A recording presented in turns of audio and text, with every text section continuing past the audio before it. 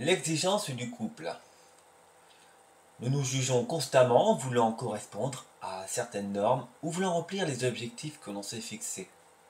À cause de toujours vouloir pousser à bout nos limites, nous réclamons aussi chez autrui un certain comportement en correspondance avec nos propres exigences. En général, les couples se forment sous cette particulière condition. En effet, chacun de nous reçoit une éducation promettant par la suite notre personnage. Évidemment, l'attirance de deux êtres constitue un contrôleur et un contrôlé, ou alors un contrôleur et un solaire, car il en va de l'expression du mouvement de contraire entre celui qui est plus lourd et passible à maîtriser l'accumulation puis l'acquisition. Ensuite, un plus léger qui vogue à une altitude et une plénitude artistique. En général, l'un ne va pas sans l'autre, c'est-à-dire que c'est tout aussi une matrice de contrôleur contrôlé inéluctablement.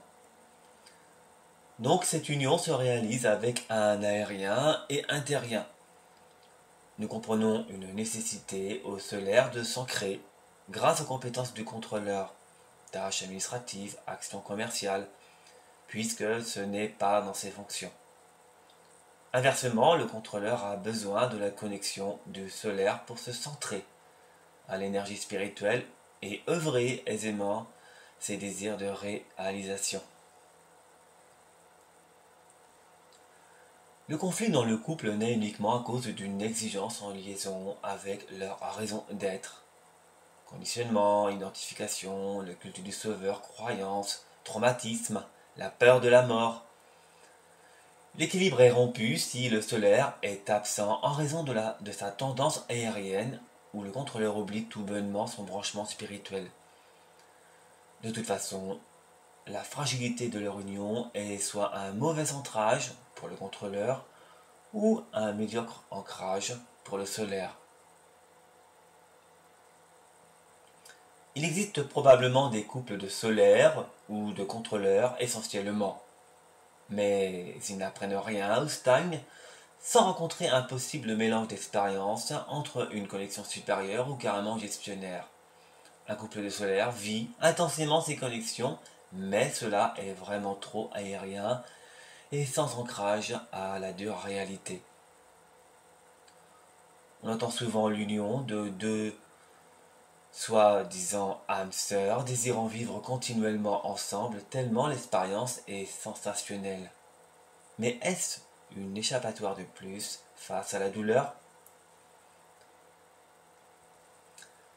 Regardez par exemple ce qui mélange un couple par leur signature d'être.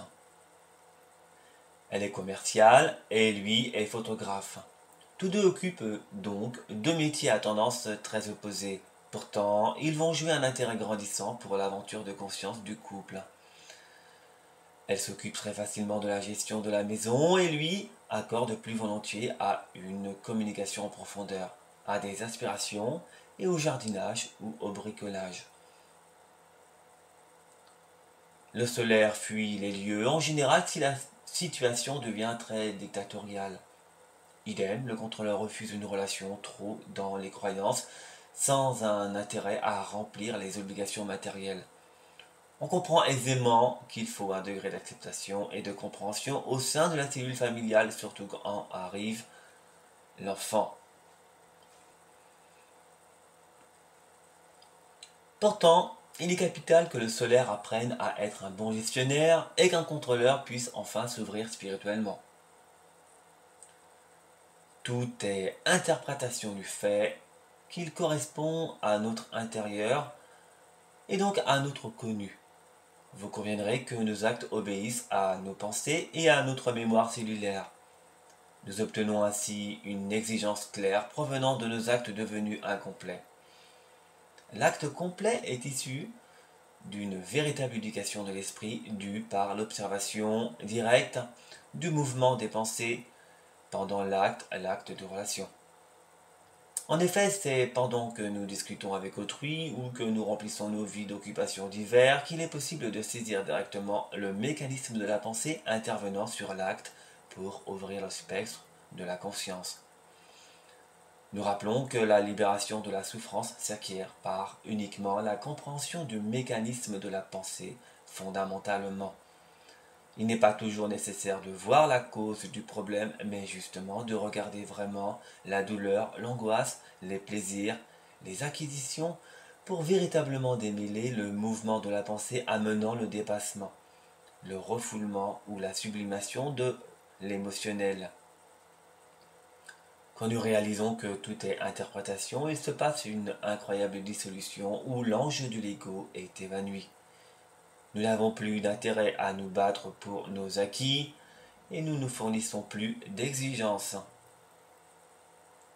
Vous êtes créatif grâce à cette lucidité passive et silencieuse de l'esprit.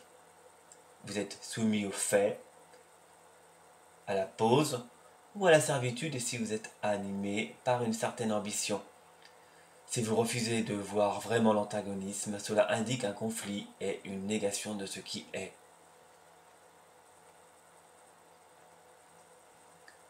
De plus, nous vivons une époque d'accélération des énergies où toute la mémoire est réveillée, ce qui accentue l'apparition des émotions et de colère.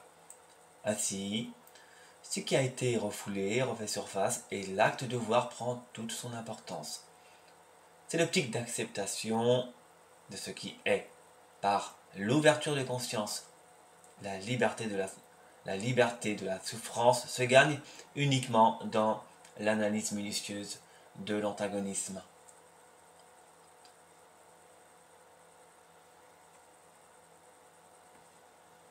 Le couple de contrôleur et du solaire est ni plus ni moins qu'une matrice fonctionnant sur l'espoir et le désespoir.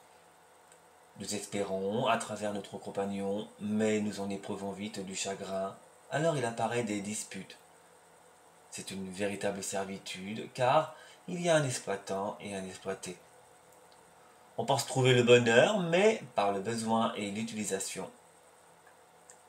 C'est un ancien fonctionnement qui s'appuie sur une contradiction à cause de la pensée donnant le conflit des contraires.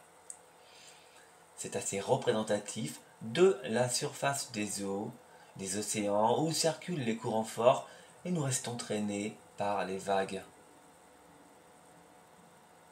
Alors qu'il existe une nature immobile plus au fond de l'océan, mais sans éliminer l'activité intense de la surface océanique.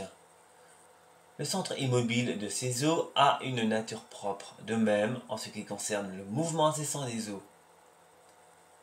Porter un regard neuf de toute activité équivaut à être passive, comme la profondeur silencieuse du fond océanique. Alors nous avons le libre arbitre de continuer à subir tous ces flux incessants du courant et des vagues, ou bien plonger un regard vrai sur ce qui est vraiment, sans refuser l'antagonisme par un jugement ou une conclusion qui ferait finalement une intervention morcelée.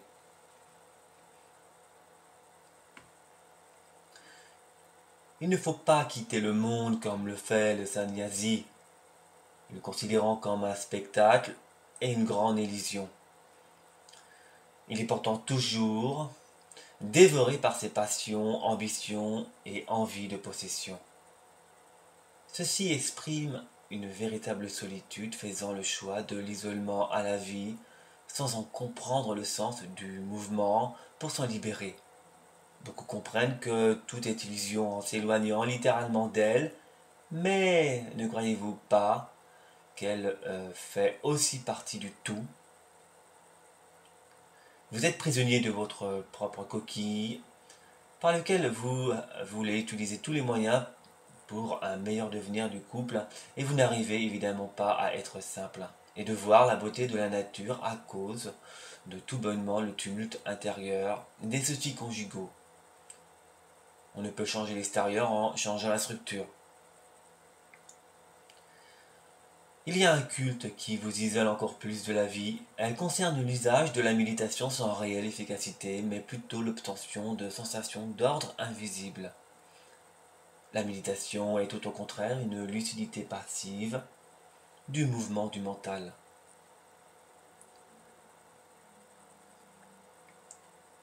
Dès que nous allons mal, nous prenons rendez-vous auprès d'un psychiatre, et cela est manifestement une autorité.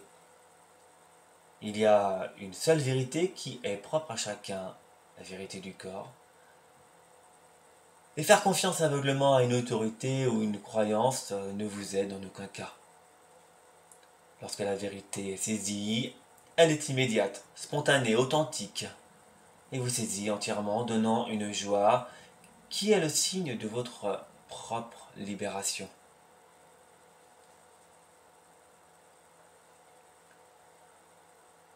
L'exigence est favorisée par le traumatisme, la peur de la mort ou de la disparition. Il y a en effet un effet loupe, des attentes d'autrui à cause de la blessure s'il n'y a pas eu introspection. Par exemple, une femme ayant eu une mauvaise aventure avec un homme se retrouve à commettre des actions de refus de masculinité, et évidemment cela complique l'équilibre du couple. Ainsi, elle juge sans cesse les défauts du compagnon exagérément en raison du traumatisme. Bien sûr, tous les bons côtés sont occultés, laissant en priorité la vision de l'homme négatif. Ainsi, des couples divorcent à cause du traumatisme non regardé. Vraiment. La blessure amène le refus quasi généralisé, amplifié, et tous les efforts pour parvenir à étouffer la douleur sont atteints.